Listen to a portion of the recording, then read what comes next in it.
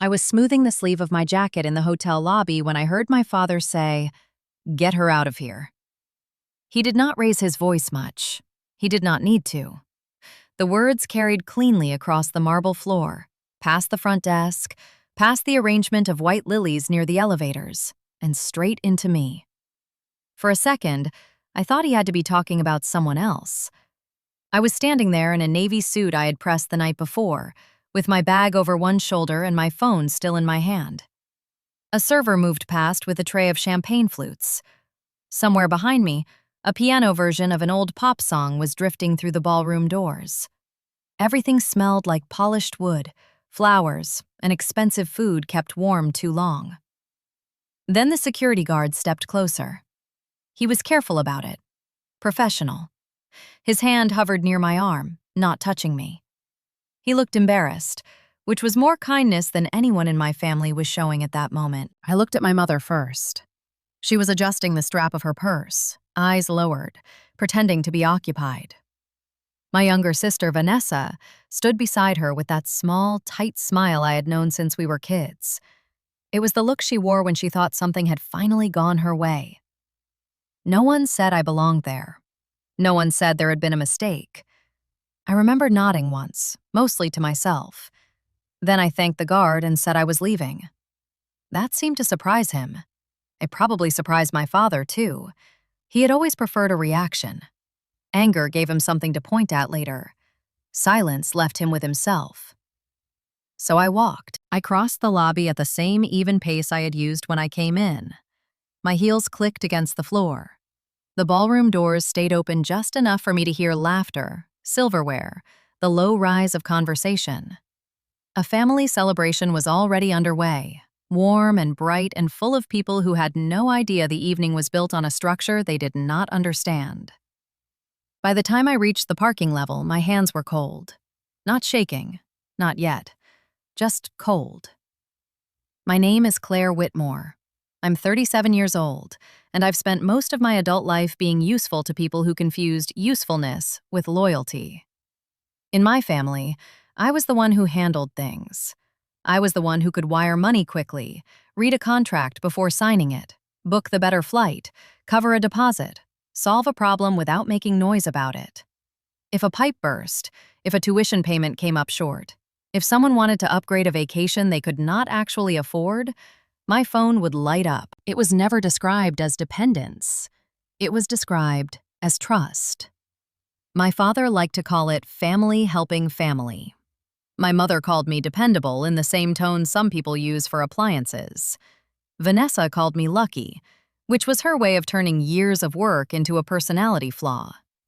And I let a lot of it happen because, for a long time, I thought being needed was the closest thing I was going to get to being valued. Outside, the parking garage smelled faintly of concrete dust and engine oil. My car was parked on level B under a flickering light that had probably needed replacing for months. I got in, shut the door, and sat there for a moment with both hands on the steering wheel. Then I unlocked my phone. There are moments when emotion goes quiet and something else takes over. Not panic, not sadness, just order. I opened the folder I kept bookmarked in my email. Then I opened my banking app. Then I opened the document file connected to my company accounts. The first cancellation took less than a minute. The banquet catering. After that came the room block. Then the airline itinerary attached to Vanessa's honeymoon reservation. Then the standing transfer tied to the coastal condo my parents had been using for 2 summers, while telling people it was part of my father's retirement planning. I did not rush. I did not hesitate either. Each step had already been outlined months earlier, not because I expected this exact scene, but because patterns repeat when people think you will never interrupt them. A notification flashed across my screen. Cancellation request received. Then another. Authorization revoked. Then another. I put the phone face down, and I drove home. My apartment was quiet when I walked in. The late afternoon light was coming through the kitchen window in a pale stripe across the counter. I set down my bag, kicked off my shoes, and filled a glass with water I did not really want. Before I took a sip, My phone started buzzing.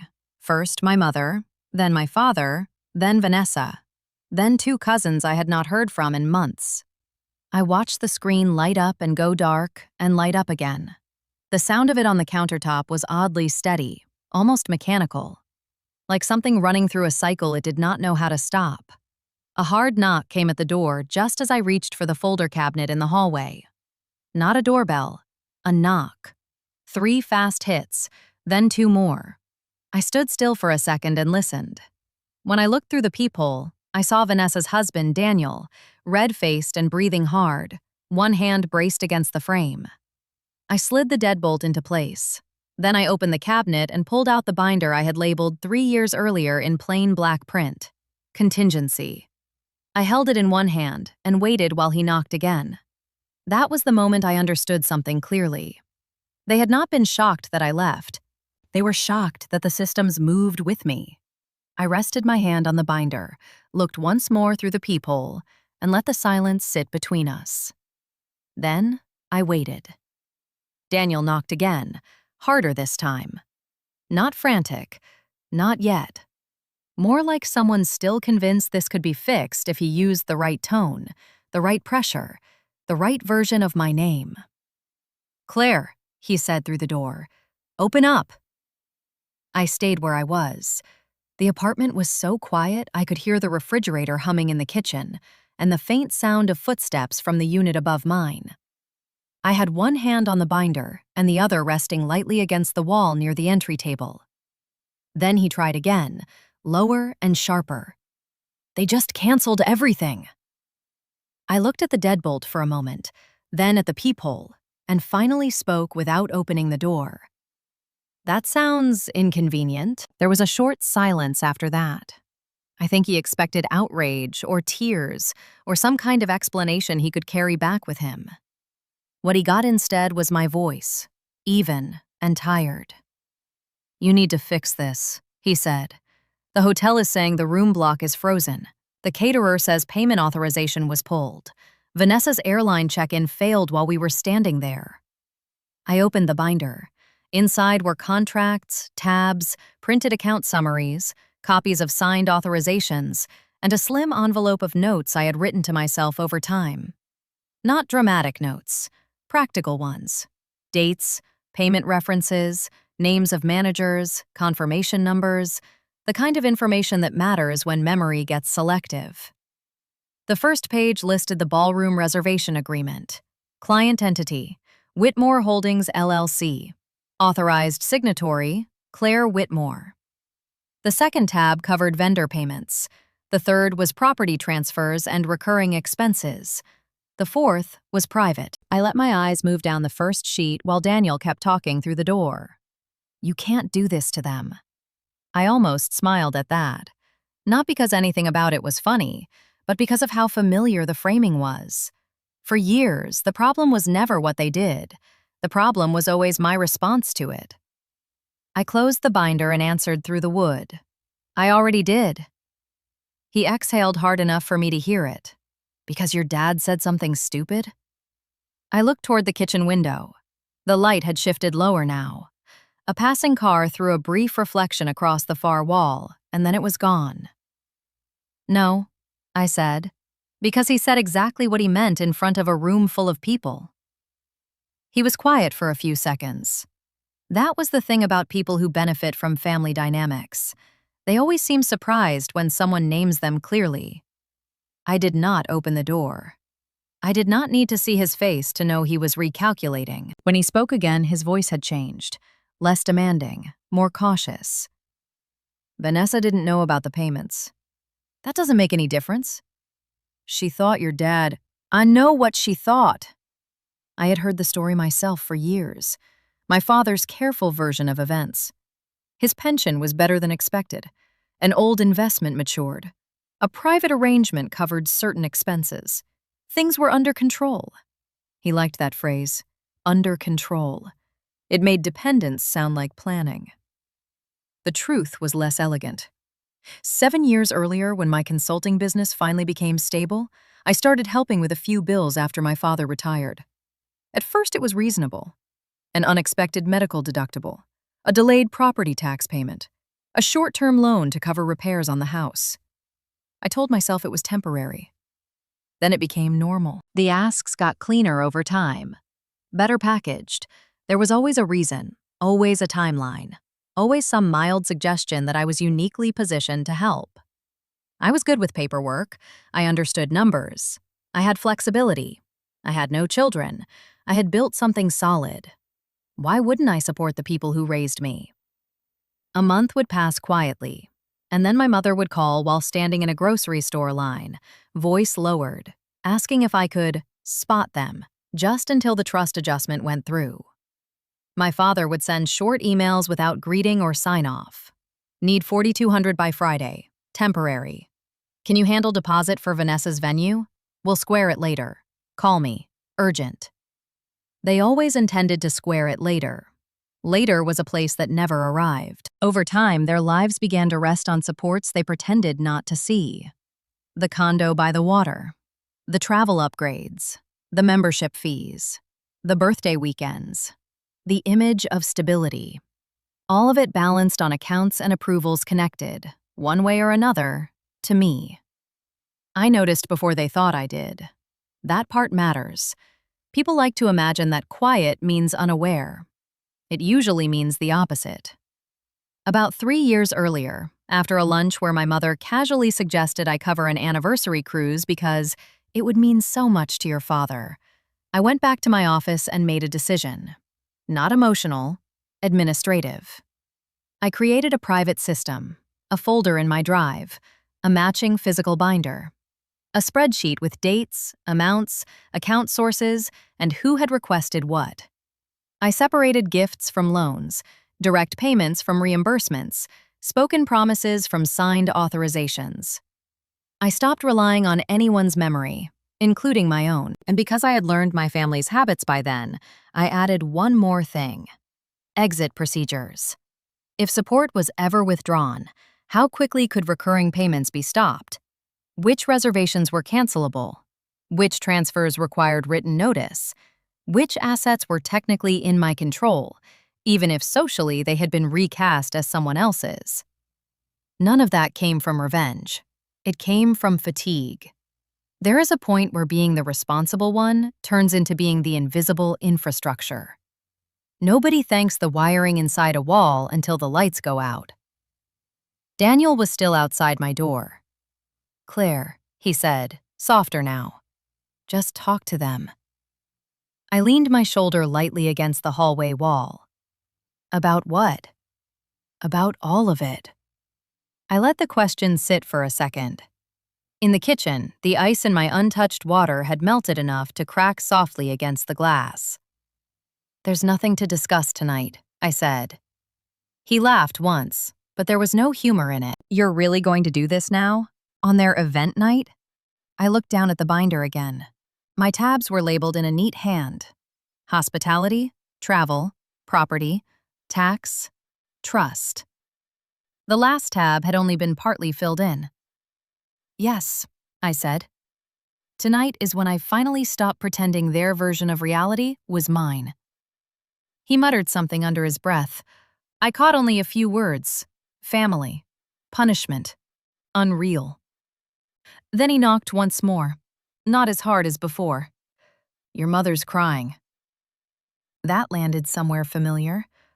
Not because it changed anything, but because it had always been one of the fastest routes back into compliance. Distress as currency. Tears as leverage. A crisis made urgent enough that my own humiliation became secondary. I closed the binder and held it against my side. "I'm sure she is." He waited for me to say more. I did not. Eventually, I heard him step back from the door. Then another pause.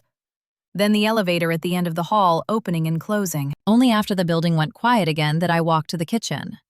I picked up my phone and turned it over. 23 missed calls, 11 text messages, 2 voicemails, 1 email from the hotel's events department confirming that all modifications requested by the authorized payer had been processed and documented. I read that one twice. Then I set the phone down and opened the first voicemail. My mother's voice filled the room immediately. already unsteady. Claire, I don't understand what's happening. People are asking questions. Your father is furious. Vanessa is hysterical. You need to call me right now so we can straighten this out. Not so we can understand what happened. Not so we can talk about what was said. Straighten this out. That phrase told me everything I needed to know. The second voicemail was my father. No greeting. What exactly do you think you're doing? I deleted both without saving them. Then I made tea. It was something I always did when I needed the room to feel ordered again. Kettle on, mug out, spoon on the counter. Small actions, familiar sequence, steam rising in the yellow kitchen light. While the water heated, I opened my laptop and logged into the accounting dashboard tied to my company. The numbers were clear. Catering reversal pending. Travel cancellation complete. Property transfer hold active. Vendor access restricted. A few items still needed follow-up in the morning.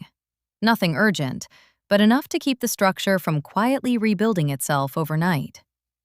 I took out a legal pad and wrote 3 lines. Step 1. Freeze all active support channels. Step 2. Confirm ownership documentation on shared assets. Step 3. Separate emotion from record. Then I underlined the last one.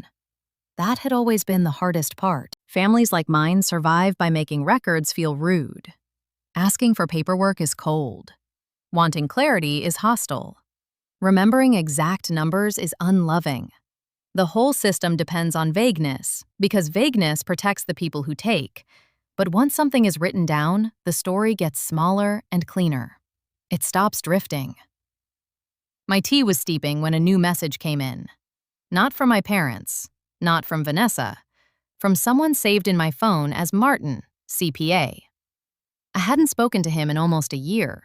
He had handled some trust-related filing questions for my parents a while back, during the period when I was still being copied into documents whenever they needed something explained. His message was brief. Claire, I may need to speak with you tomorrow regarding a few discrepancies. Call me when you can. I read it once, then again, and for the first time that evening, I felt something shift. Not emotionally, structurally. I set the phone beside my mug, pulled the binder closer, and opened the tab marked Trust. Then I waited. I did not call Martin that night. It was already late, and I had learned a long time ago that important conversations go better in daylight, with a clear head and a pen nearby. So I closed the binder, rinsed out my teacup, and left the phone on the counter while I got ready for bed. I slept less than I wanted, but more than I expected. By morning, the apartment felt oddly still. Not tense, just emptied out. I opened the blinds in the living room and let in the thin gray light. The street below was damp from overnight rain. A delivery truck was idling near the corner, and someone across the building courtyard was watering plants in a robe and slippers. Normal things. I made coffee, toasted a piece of sourdough, and sat at the kitchen table with the binder open beside me. My phone was face down again. When I finally turned it over, there were more messages. Most of them I ignored on sight. A cousin asking what had happened. Vanessa sending 3 lines in a row, each one sharper than the last. My mother trying a softer tone now. My father still using commands instead of questions. Then I opened Martin's message again and called him. He answered on the second ring. Claire, he said, in the careful tone of someone stepping into the middle of something he already suspects is messy. Thanks for calling back. Of course. There was a brief pause, some paper shifting on his end, and then he lowered his voice slightly. I'm going to be direct. I was reviewing a few trust-related items this week, mostly because your father's office sent over updated asset notes that didn't line up with prior filings. Your name came up in older correspondence, so I checked the contact history. Then I noticed a pattern I wasn't comfortable ignoring. I pulled the legal pad closer. What pattern? The coastal property, he said. The condo. It's been described in family filings as a gifted holding, later as an inherited benefit, and once as a private transfer arranged through a family investor. None of those descriptions came with documentation. The carrying costs, however, appear to trace back to an LLC. He let that sit. I looked down at the binder tab labeled Property. Yes, I said. Mine. On the other end of the line, silence. Not confusion. Confirmation. I thought that might be the case, he said finally. I didn't want to assume. I took a sip of coffee that had already gone a little cooler than I realized. How long have they been claiming it that way? Long enough to matter. He did not sound dramatic. That was one of the reasons I had trusted him years ago. He spoke like a man who spent his life around numbers and knew they were more reliable than personality. Have they filed it as a personal asset? I asked. Yes. And the funding source? Inconsistent, vague, potentially false. I wrote that down exactly. He went on more carefully now. There are also several withdrawals from trust-linked accounts over the past few years that were coded in ways that don't match their practical use. Some are small enough to slip by if no one looks closely. Others are not. The kitchen suddenly felt very quiet. Outside, a car door slammed. Somewhere in the hallway, a vacuum started up and then stopped again. Small, ordinary sounds. They made the words land more cleanly somehow. What kind of withdrawals? I asked. I'd rather go over specifics in person, he said. This is the sort of thing that needs context. But before I do that, I need to know whether you're willing to clarify, formally, what you paid for and under what structure. I looked at the open binder.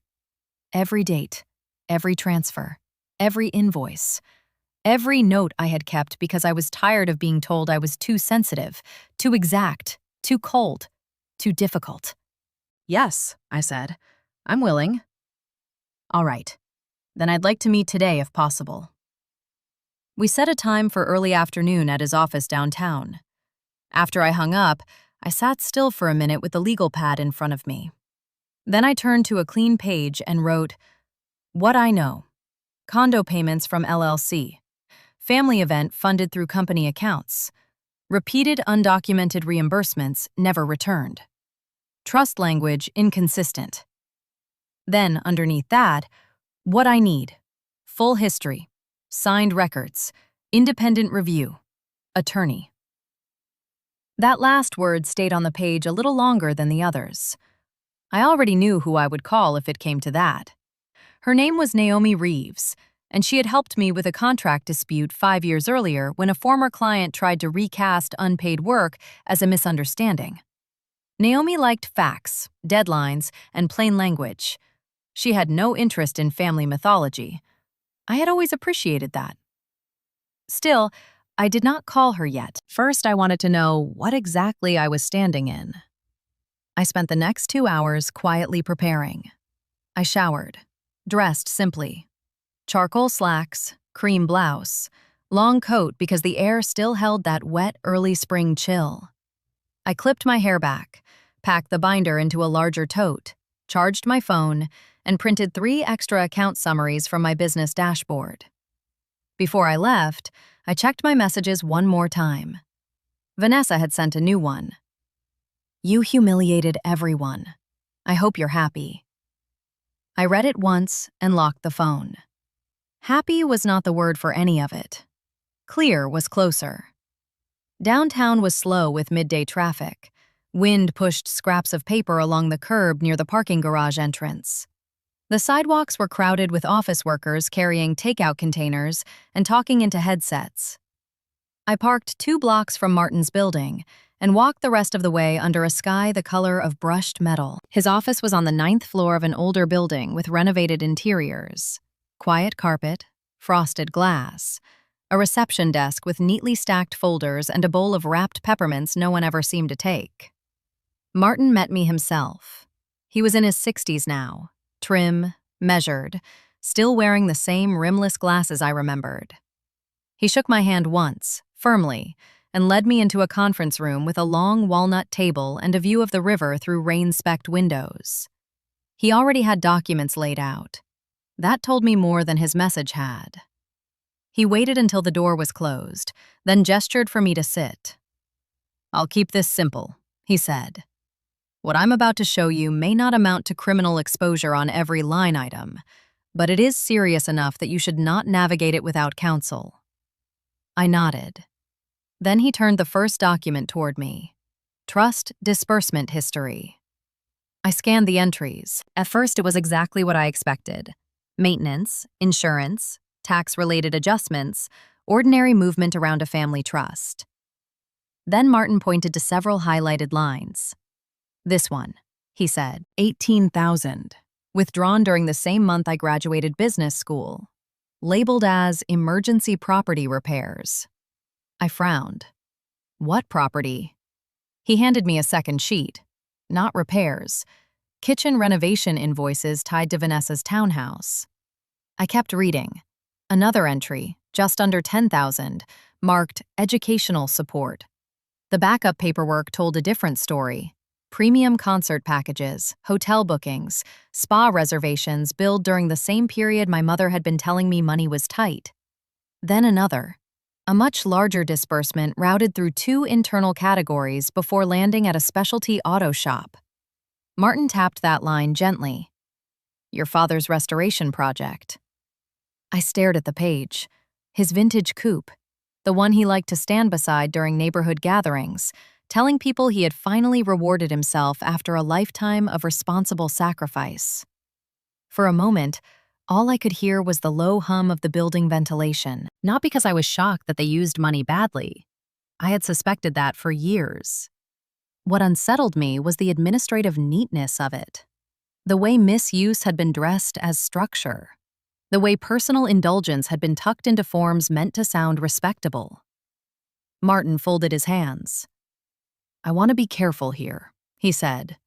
"Misclassification, unsupported asset claims, and concealed funding sources can range from sloppy to fraudulent, depending on intent, repetition, and filings. I'm not making a final judgment. I am saying it needs review." I nodded once. Then I opened my tote and took out the binder. "I brought documentation," I said.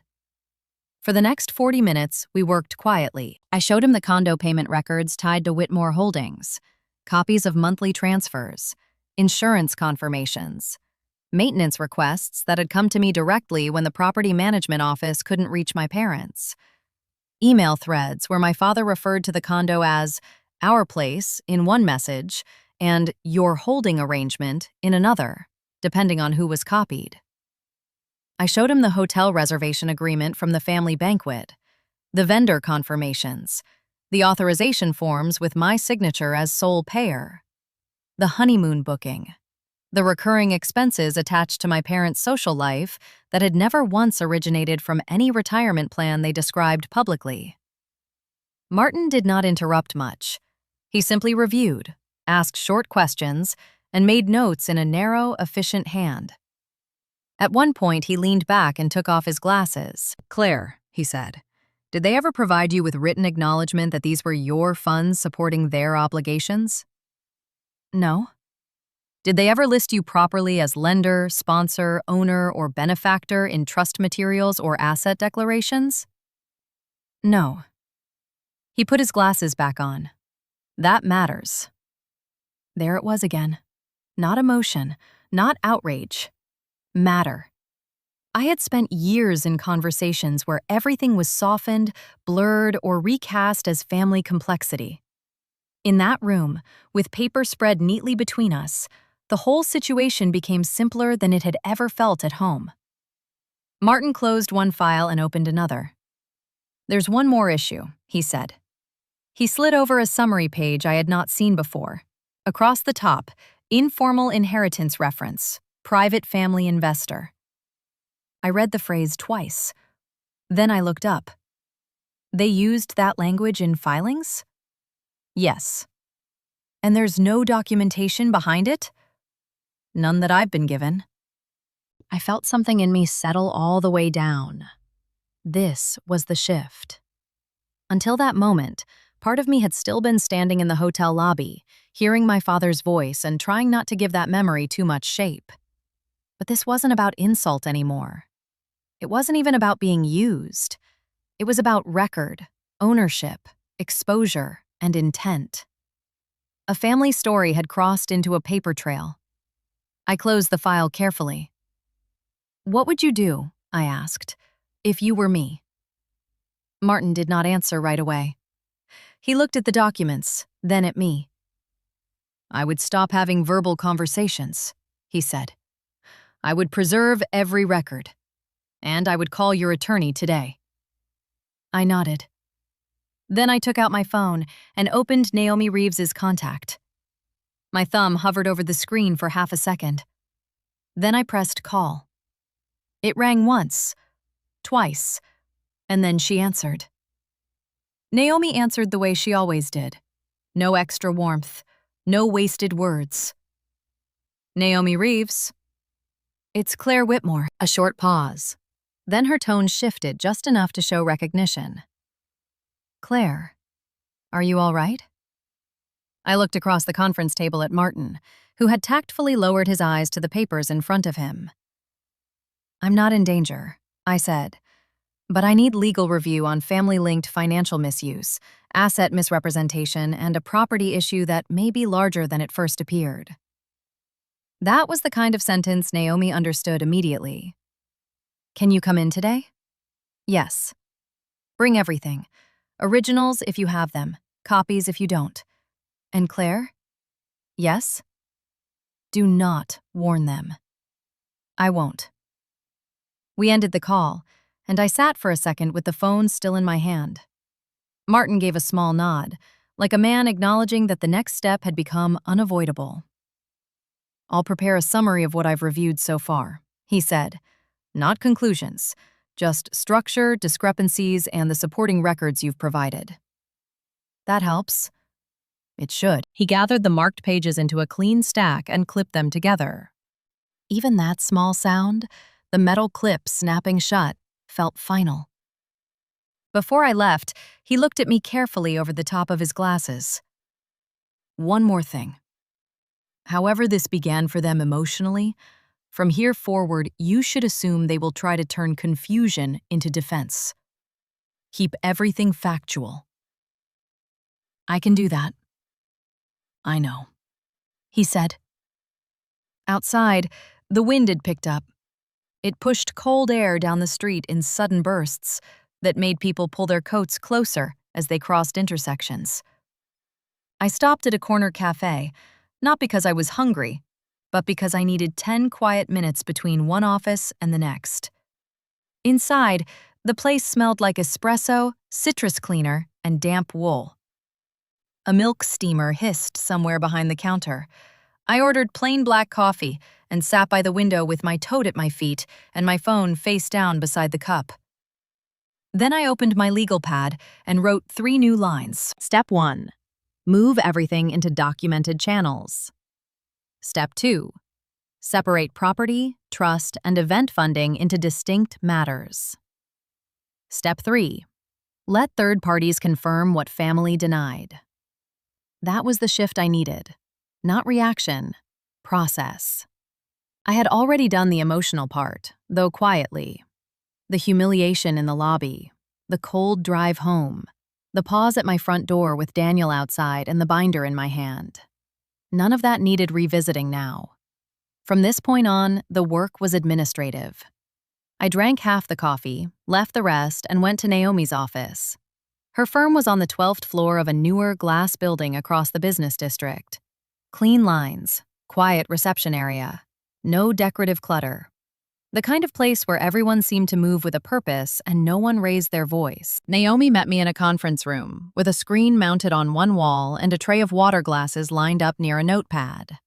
She was wearing a dark green suit, her hair pinned back, reading glasses low on her nose as she looked over the first set of documents I handed her. She did not interrupt for the first several minutes. She read, turned pages, asked for dates, set one pile to the left and another to the right. By the time I finished walking her through the broad outline, family event funded through my accounts, property paid through my LLC, trust-related discrepancies flagged by Martin, undocumented reimbursements, false asset narratives, she had already built a rough map in front of her using my documents. Then she sat back. "All right," she said.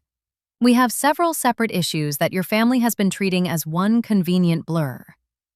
That sounded exactly right. Naomi took a pen and drew 4 small boxes on a blank sheet. First, she said, tapping the top left box, the event. That's straightforward. You funded it. Your authority was clear. You revoked payment authorization. Social consequences are not legal consequences. She tapped the next box. Second, the condo. If title, payments, and maintenance trace to your LLC, and there is no executed transfer to your parents, then whatever story they've told people is irrelevant unless it entered formal filings. If it did, we review that. Third box. Trust misuse. This one depends on account structure, fiduciary duties, and how funds were classified. We'll need records, but Martin's concern is enough that I take it seriously. Last box. Defamation and misrepresentation. Not because your father insulted you at a hotel. That's ugly, but not the strongest issue. I care more about whether they represented your funds, property, or support as their own in ways that caused legal or financial exposure. I felt my shoulders loosen for the first time that day. Not because it was easy, because it was ordered. Naomi noticed. Good, she said. You think better when things are sorted. I do. I remember. She turned to a fresh page. Now I need specifics. No speeches, no interpretation. Just sequence. So I gave it to her. When support began after my father retired, how payments shifted from occasional help to recurring obligations. When the condo first entered the picture, how the family celebration was funded, what was said at the hotel, what I canceled and when, who contacted me afterward, when Martin reached out, what the trust records appeared to show. Naomi wrote fast, asking only when something needed tightening. What date did recurring condo payments begin? April, 7 years ago. I can get the exact day from the ledger. Good. Who signed the hotel event contract? I did, on behalf of Whitmore Holdings. Do you have cancellation clauses? Yes, tabbed. Who held authority over airline bookings? My business account and card. The reservation emails came to me. Any written acknowledgement from your family that these were your funds? Not cleanly. Plenty of requests, no proper admissions. That's still something. She kept going. By the time we stopped, the notepad in front of her was filled with arrows, dates, and short phrases in block print. Then she folded her hands. My advice is immediate and simple, she said. From this moment on, no phone calls unless I approve them or they are recorded lawfully and necessary. No in-person meetings alone. No informal negotiations. No emotional replies. You preserve everything and let paperwork do the talking. I nodded. That's what I want too. Good, because they're going to panic. As if on cue, my phone lit up on the table. Vanessa. Then my mother. Then a number I did not know. Naomi glanced at the screen and then back at me. Don't answer. I wasn't going to. She gave a brief approving nod. Here's what happens next. Today, I'll draft a notice instructing them to cease making inaccurate claims regarding the condo, your funding role, and any trust-linked assets supported by your money. We also request preservation of financial records. That matters. I looked at her. You think they'd destroy things? I think frightened people become selective. We remove that option early. That landed cold and clean. She continued. I also want a temporary hold position on any assumption of ownership connected to the condo until title and payment history are fully reviewed. If the property is legally yours already, good. If not, we fix the gap before they think to fill it with a story. I took that in. Naomi slid a blank authorization form toward me. Sign here so I can speak directly with Martin. I signed. Then another. This lets me request trust-adjacent records where permissible. I signed that too. She organized the pages into a neat stack and stood. Stay available this evening, she said. I expect one of two responses once they realize you retained counsel. Either tears or outrage. Sometimes both. Probably both. Yes, she said. Families do love repetition. That nearly made me smile. When I left her office, the sky had darkened toward rain again. I sat in my car for a full minute before starting the engine. Not because I was overwhelmed, just because I wanted one quiet breath before going home. On the drive back, I thought about the phrase my mother had used in her voicemail. Straighten this out. That had always been my role. To absorb tension, smooth narrative gaps, cover deficits, quiet discomfort, and make everything look whole from the outside. But what Naomi and Martin had given me in a single afternoon was something better than reassurance. They gave me confirmation that clarity did not require permission. By the time I got home, I had 2 emails waiting. The first was from Martin, with a concise preliminary summary attached. Neutral language, precise concerns, clean references to unsupported classifications and inconsistent asset descriptions. The second was from Naomi's office. Draft notices prepared, review attached. I opened hers first. The language was exactly right. Controlled, narrow, serious without becoming theatrical. It did not accuse wildly. It documented. It instructed my parents and Vanessa to preserve records, stop making unsupported ownership claims, and route further communication through counsel regarding the condo, trust-related funding, and any public or private statements misrepresenting my role in the financed event. At the bottom, Naomi had added one sentence that seemed to quiet the whole room around me. Any further attempt to leverage personal access in place of documentation will be treated as interference. I read that line twice. Then, I approved the draft. An hour later, just after dusk settled across the windows, Naomi called. Sent, she said. That was all for a second. Then she added, And Claire, I have some early title confirmation on the condo. It's promising, but I want one more piece before I say more. What piece?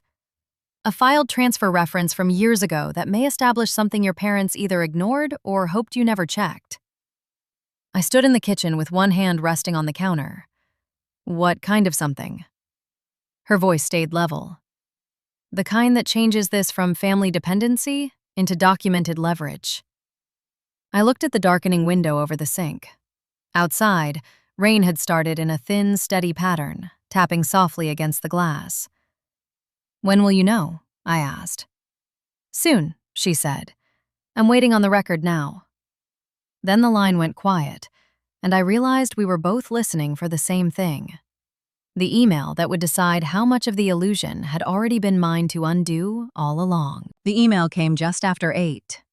I was still in the kitchen, the overhead light on, rain moving steadily across the window in thin silver lines. My coat was draped over a chair. The binder was open on the table again, though I was no longer really reading it. I had reached that point in a long day where the body is still, but the mind has narrowed down to one small, expected sound. My phone lit up. Naomi Reeves. I answered immediately. I have it, she said. No build-up, no drama, just the sentence. I pulled out the nearest chair and sat down. What does it show? A transfer filing, she said. Old but valid. The condo was never legally assigned to your parents.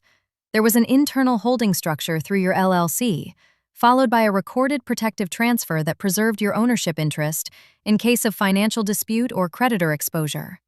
It's dry language, but the effect is simple.